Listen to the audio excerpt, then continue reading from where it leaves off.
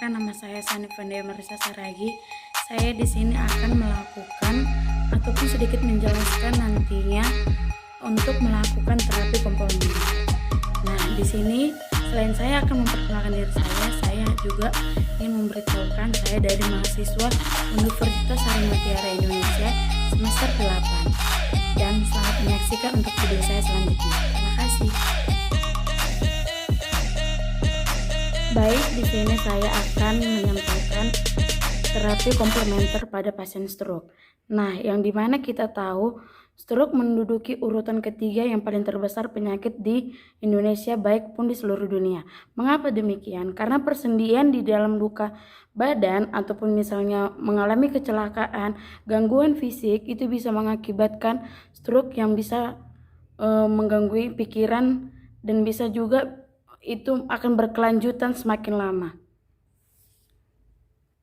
Nah, dan di sini tujuan untuk kita lakukan terapi komplementernya ialah mengetahui efektifnya terapi komplementer dalam meningkatkan kekuatan otot pada pasien stroke.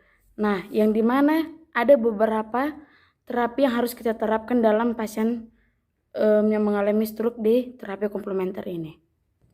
Baik, jenis terapi alternatif komplementer itu yang sering digunakan pada pasien stroke yang dimana adalah terapi dan alternatif medical system.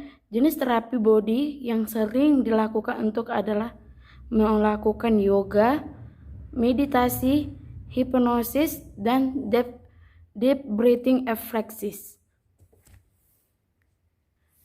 Dan beberapa jenis terapi komplementer seperti aromaterapi, di mana aromaterapi itu seperti jenis-jenis minyak-minyak yang dimana pasien yang mengalami penyakit stroke yang sudah sedikit fatal bisa juga kita merasakan ataupun memberikan sedikit minyak kepada rasa nyeri atau jangka yang sangat panjang, ataupun dia bisa mengalami stres, rasa cemas, depresi, atau gangguan pencernaan dalam mengalami sistem stroke yang dia alami.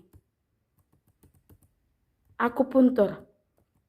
Akupuntur inilah yang paling sering dialami oleh penyakit stroke, yang dimana sakit dan nyeri terutama sakit punggung, lutut, leher, ataupun pada bagian kaki yang tidak bisa digerakkan.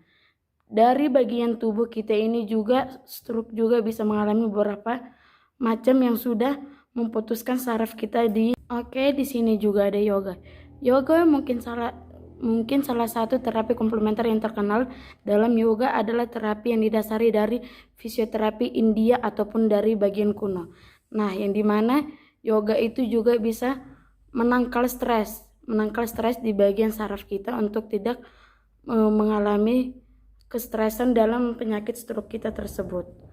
Nah, yang dimana juga kita bisa melihat juga, nanti saya akan paparkan juga di video saya, yoga juga bisa menjadi cara untuk menangkal stres orang yang melakukan ataupun merasakan adanya penurunan tingkat dan meningkatnya perasaan bahagia, sedih, ataupun perasaan emosional yang tidak menentu.